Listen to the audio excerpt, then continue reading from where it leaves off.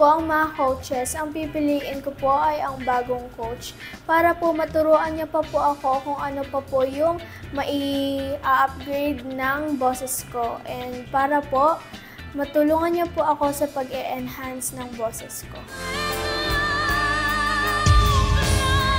I'm blown away by your performance. Kasi yung laki ng boses mo, yung breathing, kung paano mo sinustain yung last note, grabe, mas mahaba pa yun sa hair ko.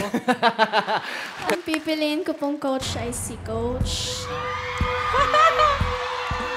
Para ito.